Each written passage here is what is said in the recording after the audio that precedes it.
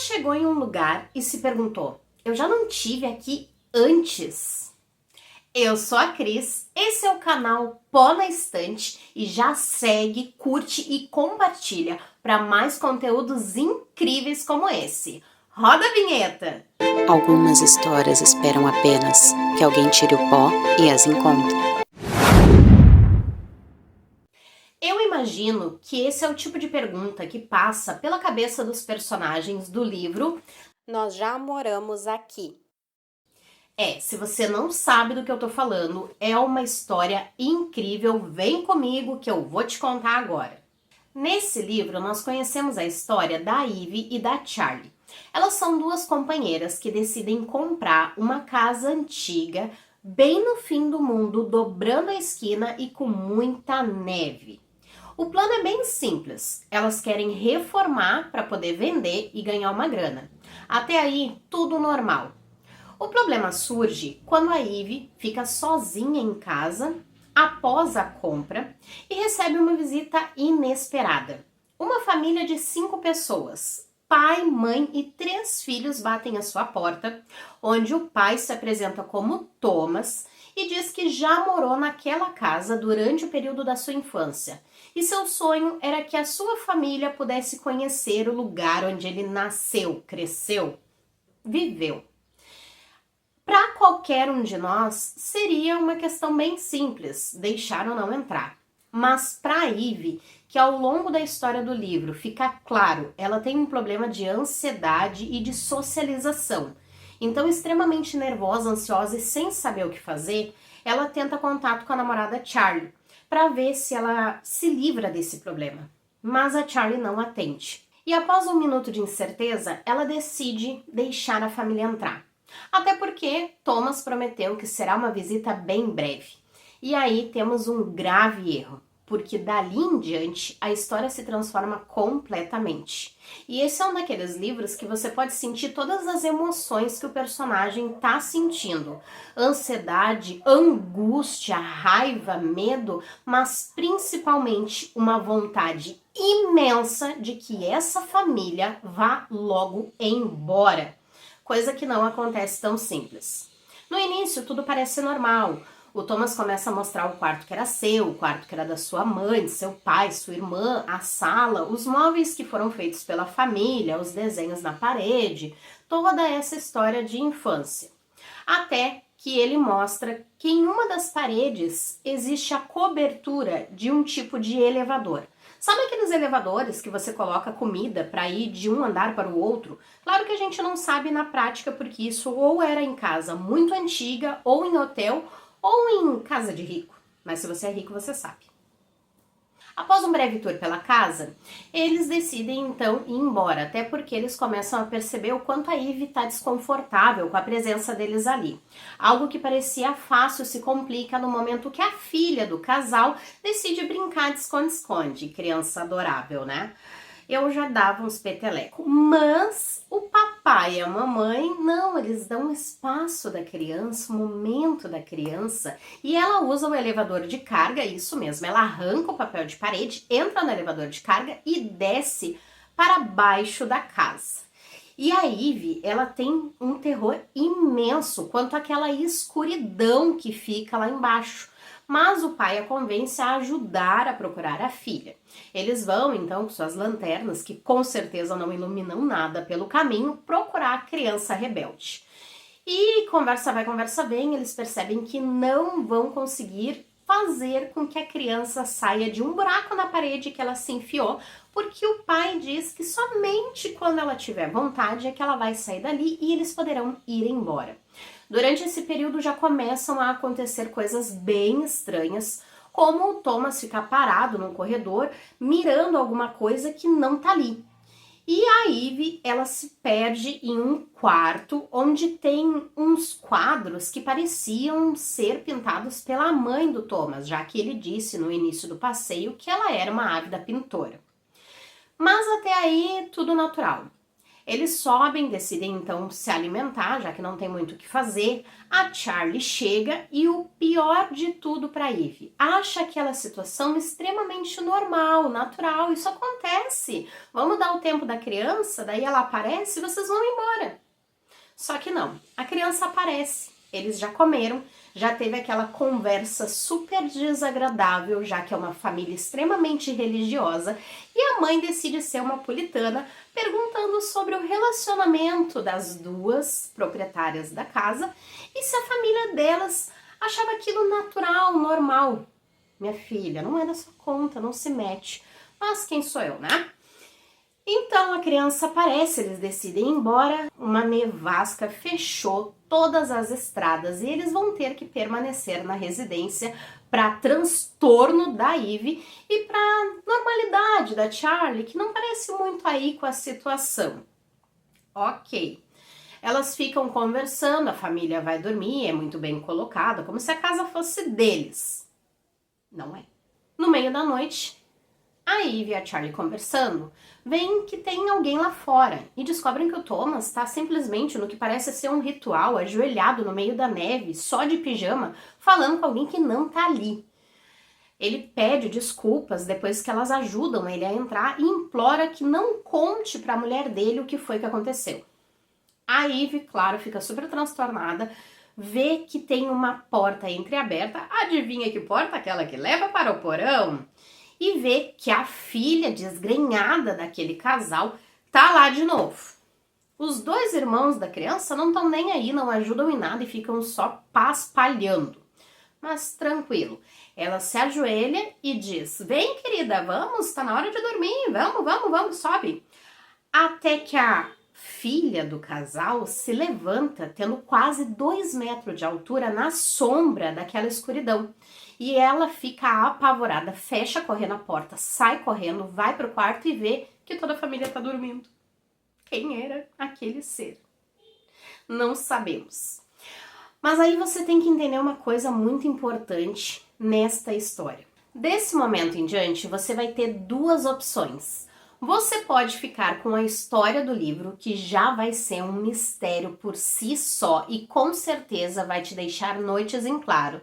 Ou você pode seguir o ARG desse livro, que é um jogo de realidade alternativa proposto pelo autor. Isso mesmo. Ele tem muito mais mistérios por trás da história, onde você vai coletando pistas e montando as suas próprias teorias. E se você decidir embarcar comigo nessa jornada, pode vir que eu vou te mostrar uns detalhes que talvez, mas só talvez, você possa ter deixado passar. Que ao longo do livro existem alguns capítulos que eu vou intitular como documentos, porque são fragmentos de outras histórias relacionadas à história da casa, outros tipos de situação. Nesses capítulos, que são chamados de documentos por mim, tá? Só por mim.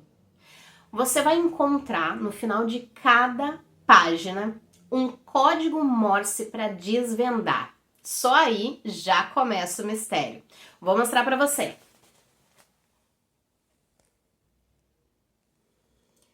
Deu para ver? Se não deu, lamento, corre lá no seu livro, pega, busca na internet, daí você vai ver.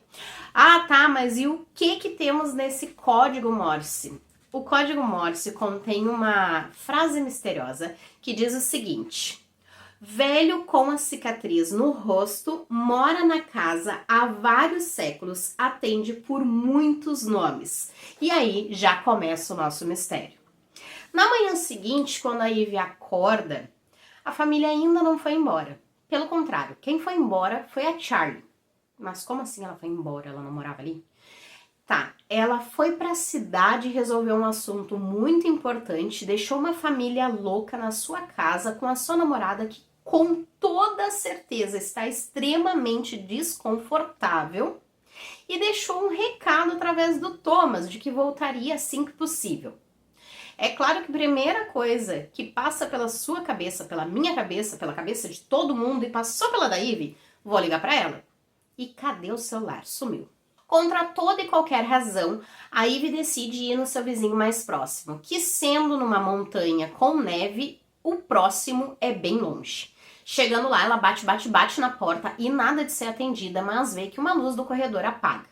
Simplesmente olha para trás e sua cadela anuncia a chegada de uma pessoa. Essa pessoa é a dona da casa, que não só ama animais, e a cadela da Ivy, que não gosta de nenhum outro ser humano. Ah, eu não tinha falado dela? Pois é. A Ivy e a Charlie têm uma cadelinha que não gosta de nenhum outro ser humano. Inclusive, não gostou de nenhum membro da família do Thomas, só para ficar claro isso. Ela ficou com medo, como se alguma coisa estivesse errada. E você e eu sabemos que todo animal tem um sexto, décimo ou quartagésimo sentido e sabe quando o bem e o mal estão por perto. Enfim, essa cadela gostou da vizinha. A vizinha faz a Ivy entrar, começa a conversar com ela, deixa a Ivy usar o seu telefone. A Charlie tem uma conversa extremamente louca, que é várias vezes picoteada e diz que vai dar tudo certo, que logo volta para casa, que tinha que resolver um assunto. Mas se elas compram casas, reformam e vendem, que assunto é esse que a Ivy não tá sabendo? Também não sei, mas isso é papo pra depois. Quando a Ivy, já com muito medo, decide que vai voltar para casa para ver se a família já foi de arrasta para cima, para baixo ou para qualquer lado que não seja a sua casa, a vizinha diz que viu que ela recebeu visitas na noite anterior. E ela conta sobre o Thomas e a família que moraram lá e chegaram para conhecer a residência. Por incrível que pareça, essa vizinha mora ali há anos e se lembra do Thomas e da família dele. Inclusive da irmã do Thomas, que infelizmente passou por um quadro clínico em que foi hospitalizada. Tá, mas como assim? A Ivy, que já estava com os pés na porta, voltou, sentou para tomar aquele chazinho e quis saber o que aconteceu. Acredite, a mulher foi meio que cuidadora, meio que babá da família, e contou a ela que a irmã do Thomas tentou assassiná-lo, mas que não conseguiu, mesmo tendo dado várias canetadas, isso, canetadas no garoto quando ele era criança. E por isso, então, a Ivy lembra que ele tem uma forte cicatriz no rosto e que provavelmente deve ter sido desse momento. Uma coisa não fica bem clara durante o ápice dessa conversa, porque parece que em algum momento a vizinha dá a entender que o Thomas sempre morou com a família e que a irmã do Thomas surgiu da floresta ou vice-versa. É uma coisa que assim, o Thomas disse uma coisa, a vizinha disse outra. Mas o fato é que um dos dois sempre pertenceu à família e o outro meio que foi adotado.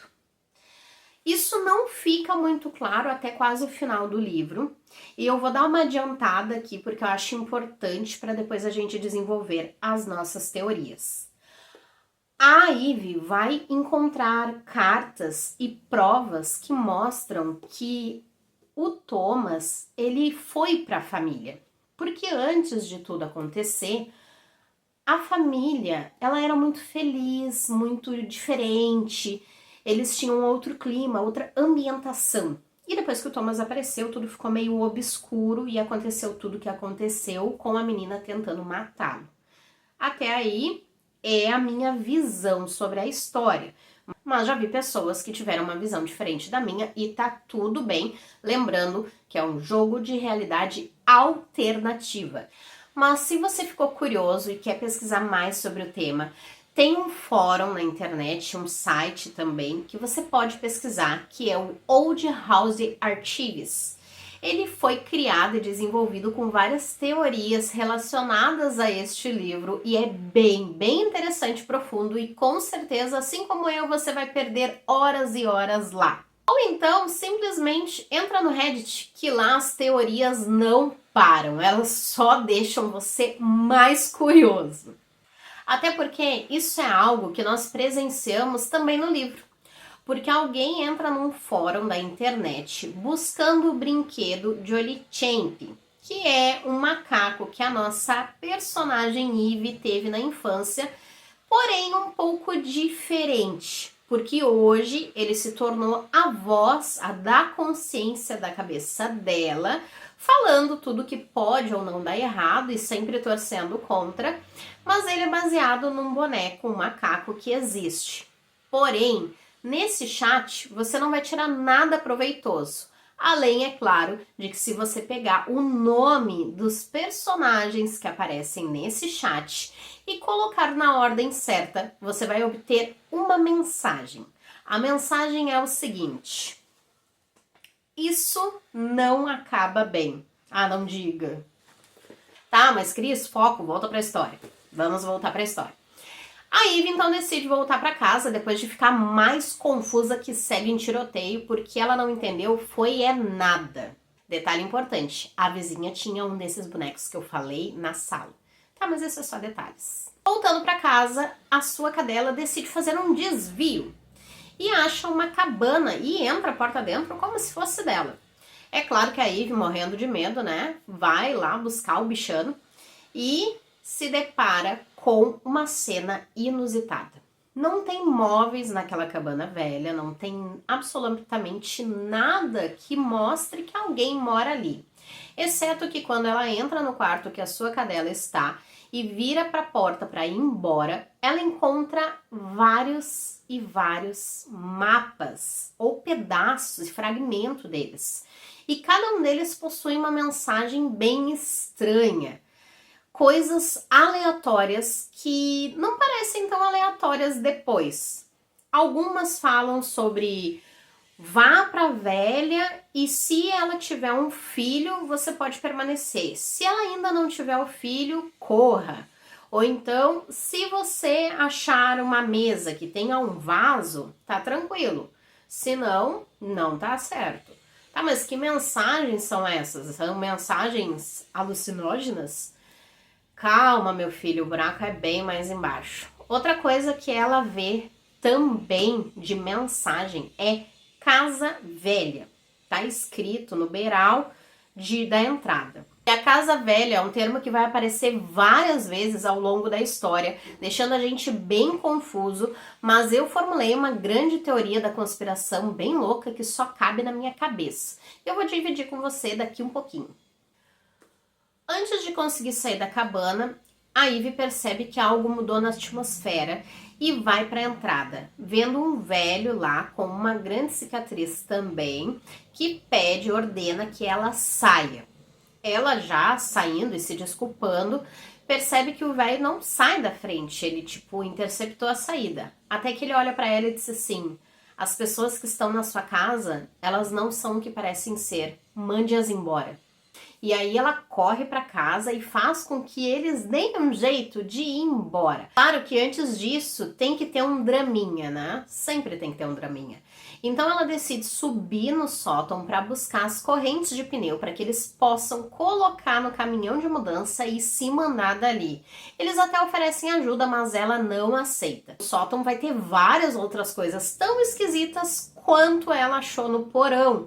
Inclusive uma mulher que tenta pegar ela, e essa é uma cena bem interessante, deixa os nervos à flor da pele, e eu não vou entrar nos detalhes, porque daí já faz parte da leitura do livro, vai deixar de ser vagabundo, abre teu livro e lê. Depois tu volta aqui pra debater as teorias que tu criou na tua cabeça comigo, tá bom?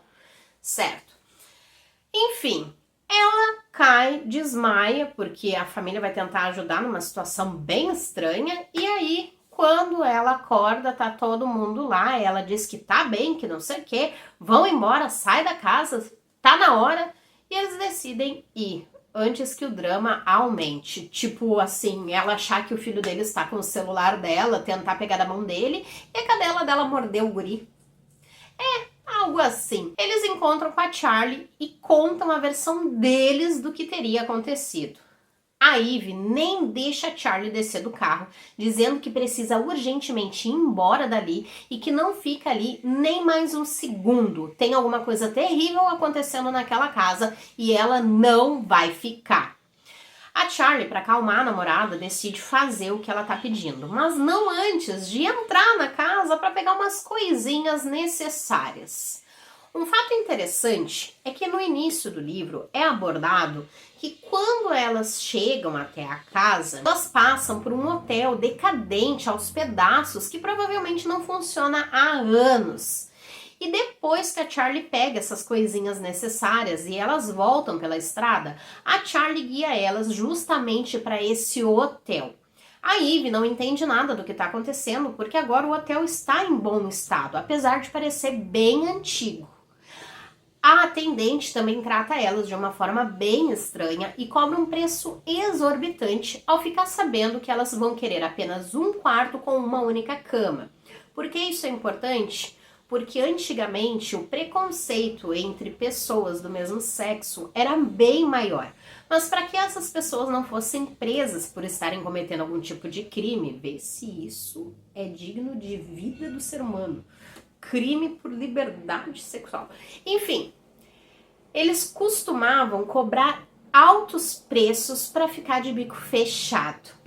Depois de tentar se acalmar naquele hotel maravilhoso, com tudo caindo aos pedaços, a Eve decide tentar dormir um pouco, porque a Charlie tá bem relaxada, bem de boa. O que acontece com essa garota? Porque nada é estranho para ela. Tá louca? Então, quando a Eve tá quase conseguindo a dormir, o celular da Charlie toca. Ela pega o celular para não acordar a namorada e atende. Adivinha quem é que tá ligando pro celular da Charlie? A Charlie.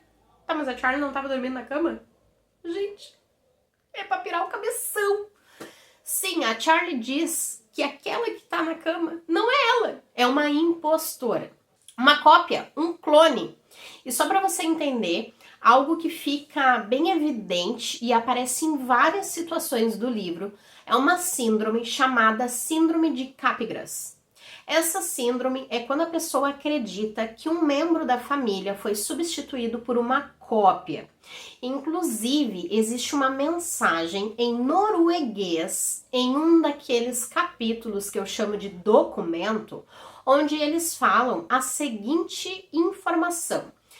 Pesquisei e o médico nunca trabalhou para essa universidade, que é, fala a universidade lá. Esse médico, ele dá credibilidade à loucura que um de seus pacientes está tendo relacionada a essa síndrome. Porque o paciente, ele acredita que a sua mão foi substituída por uma cópia quase idêntica e arranca suas unhas com um alicate. Aparentemente com incentivo desse tal médico. O paciente ele só não morre tentando arrancar a própria língua, que ele acredita também ter sido substituída, porque é pego, medicado e tratado, eu espero. Mas o que leva um médico renomado, se é que ele existiu, a acreditar na síndrome que causa a doença de um paciente? Ou ele estava usando um método muito diferenciado de tratamento, ou ele ficou louco junto com o paciente. Nossa, mas você lê norueguês? Claro que não, eu também não leio latim, meu filho. E tem outra frase no livro que é dita em latim. Quer saber qual é? É a seguinte: não esqueça de quem é a casa que você está. E essa frase vai ser muito importante em outro ponto da nossa conversa, que não é agora. Agora a gente ainda tá no hotel e eu tô colocando a carroça na frente dos bois.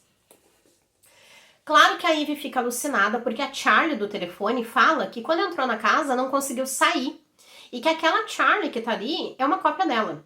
Então a Eve, alucinada com tudo que tá acontecendo, entra no carro, sai correndo e volta pra casa que ela prometeu que não ia voltar nunca mais atrás da sua namorada. Ela corre pra dentro, escuta um barulho no porão, justo no porão que ela tava com medo. Não faz sentido nenhum. E ela vai pra lá. Quando ela entra nesse porão, ela começa a correr alucinadamente porque ela percebe que alguma coisa está atrás dela. Tem vários detalhes muito importantes, cruciais, que você vai ter que prestar muita atenção ao longo da leitura. Elas incluem um corredor de um hospital, muitas e muitas formigas e um martelo.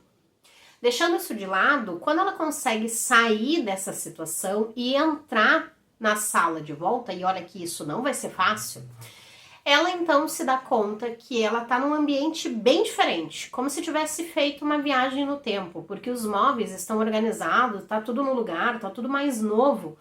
E a família do Thomas está comendo à mesa. O Thomas pega ela pelo braço e diz para ela se comportar, onde que ela estava, o que que ela tá pensando.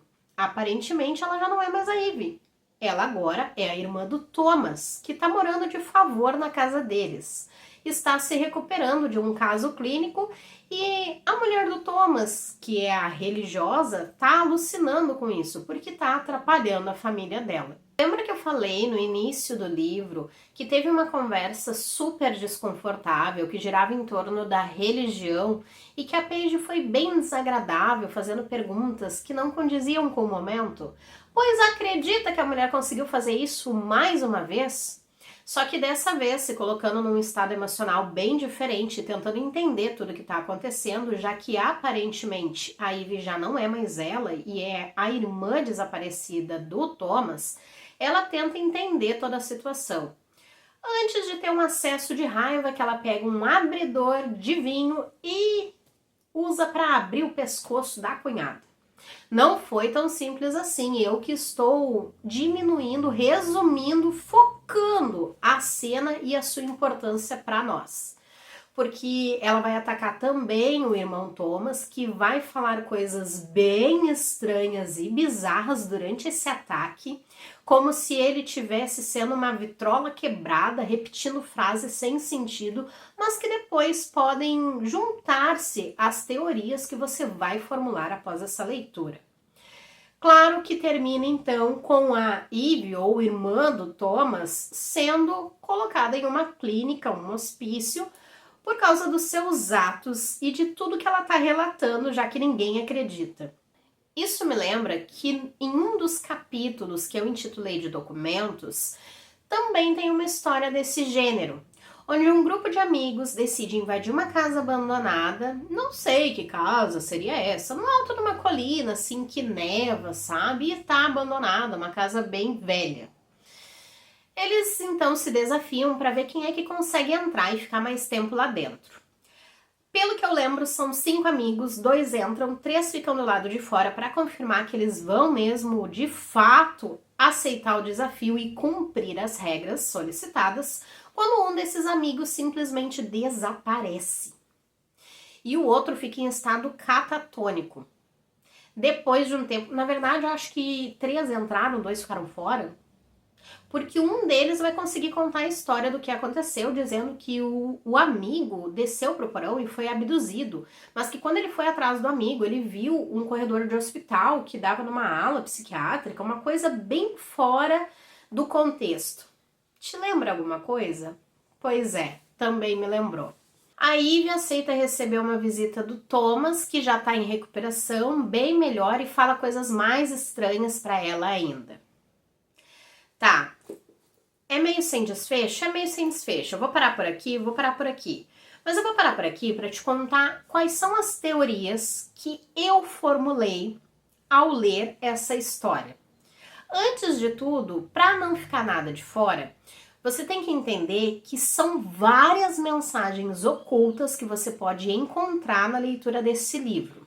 Eu vou retratar algumas delas que eu tinha deixado de fora para você ter um embasamento sobre o porquê eu acredito no que eu acredito. Uau, que redundante! Existe na história uma língua que foi criada e que está num desses capítulos chamados documentos. Nessa língua você vai ter uma sucessão de caracteres. Na página 160 você vai encontrar esses caracteres e eles dizem o seguinte: ela deve convidar para entrar. Te lembra alguma coisa? Eu também. Segunda frase. Na árvore vermelha, dê 10 passos para a esquerda, depois dê a volta na pedra 3 vezes. Volte à árvore vermelha. Bata 2 vezes. Volte para a pedra. Escotilha ou entrada subterrânea. E depois, por último, mas não menos importante, tá a frase: desça a entrada subterrânea, faça posição de cruz por 5 segundos, evite o hospedeiro violento, dê 30 passos para frente e espere por 3 sols ou dias. Olha, isso dá um enfoque, um embasamento bem real para minha teoria maluca. Minha teoria aponta que todas as residências que aparecem ao longo da história, desde o hotel, a casa da vizinha, a casa que elas compram e a casa que aquele senhor estava lá escondido, meio que uma cabana, fazem parte da tal casa velha. Isso em diferentes épocas, estações ou até mesmo como se fossem cômodos diferentes que levassem ao mesmo lugar. Porque para mim não é uma realidade com passado, presente e futuro. São realidades paralelas que estão acontecendo ao mesmo tempo, aonde o Thomas pode ou não ser esse velho chamado por muitos nomes, que também pode ser um deus, porque isso é apontado muitas vezes ao longo da história, sendo ele o único fator em comum em todas as realidades, em todas as situações, inclusive até mesmo em algo que é chamado como regras da casa e um ritual de troca que aparece também, que aparentemente foi feito da irmã dele com a Eve. Tá, mas a irmã dele é a Eve? Eu acredito que em determinada realidade, sim, ela seja a Eve. Eu acredito também que a filha do Thomas seja a Eve, mostrando o caminho e a direção certa para que ela comece a entender as coisas que estão acontecendo como elas são de fato. Ao mesmo tempo, mostra que a Eve teve uma infância e uma adolescência muito religiosa. E isso vai contra tudo que ela acredita quando ela conhece a Paige e toda a sua situação religiosa que a irrita e que faz com que ela a ataque, sendo a Alice a irmã do Thomas naquela segunda vida em que ela praticamente mataria a si mesma ou parte de si, fazendo então com que tenha um ressurgimento da Fênix, entende? Onde ela vai poder ter uma realidade que é somente dela. Tá, mas isso tem que ser deixado de lado pelo fato de que o Thomas sempre consegue voltar. Da maneira que ele foi agredido pela Eve como irmã dele naquela vida em que a Paige é morta, ele deveria ter morrido também. É impossível, o cara foi lá e ele recebeu 350 mil esfaqueadas com uma caneta. Não, escanetadas? Escanetadas. E depois ele foi lá e recebeu com saca-rolhas várias e nada. O que é o cara imortal? Sendo que tem uma passagem muito interessante que diz que os deuses antigos veem tudo. É outra mensagem oculta que a gente encontra nesse livro também, em um dos documentos onde somente as letras maiúsculas devem ser utilizadas. E essa foi uma das que eu demorei mais tempo para conseguir decifrar. Então sempre fala de deuses, de começo, de fim, até a numerologia. Porque se você pegar João 3,7, fala do retorno à vida. Então tudo fica envolvido nesse meio. Aliás, uma coisa bem bizarra que passa pela minha cabeça é sobre a vizinha. A vizinha, ela tem uma memória desconexa da família, onde eu acredito que em algum momento dessas realidades paralelas e alternativas, ela foi a mãe da Alice e do Thomas. E por isso que ela não sabe de fato o que aconteceu. Porque se o Thomas é um deus que consegue alterar a realidade e se introduziu nessa família para fazer parte do contexto dessa casa velha, que acredita-se ser um portal para várias dimensões paralelas, ele também fez alteração na memória dela.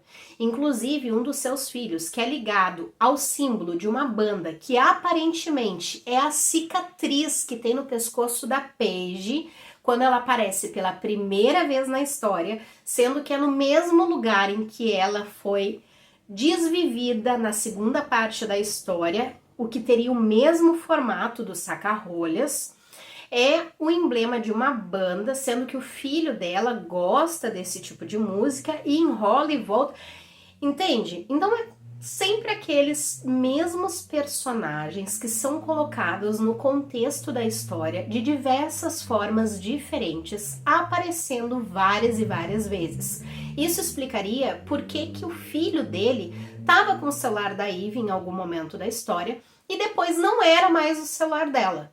Ah, mas tá muito confuso. Meu filho, eu não vim aqui para te esclarecer nada. Se eu fosse te esclarecer alguma coisa, eu seria o autor. Eu vim aqui para mexer mais ainda com a tua cabeça. E se não tá bom, vamos conversar, bota aqui nos comentários, vamos debater, que eu adoro isso. E outra coisa, não posso esquecer da Charlie. Tá, Cris, porque vamos lá, se tu disse que todos os elementos da história aparecem repetidas vezes, não tem como repetir a Charlie na história. Não tem, você tá coberto de razão. O que acontece? No final da história, vai aparecer uma parte em que a Charlie conta sobre a sua namorada Ivy, que ninguém acredita. Como assim? O que é isso? Sim, ela conta sobre a namorada Ivy e se você prestar atenção nos detalhes, os capítulos intitulados Documentos, por mim mesma, né? Cris aqui que intitulou Documentos, foram anexados ao livro, foram organizados, juntados e coletados pela Charlie, tentando provar a sua teoria da casa ser um portal e de que teria, então, acabado com a sua namorada lá. Porque essa namorada existiu, não foi um efeito Mandela. Ah, finalmente você tocou no efeito Mandela. Sim, existe o efeito Mandela nesse livro, mas olha, muitas vezes você vai ver.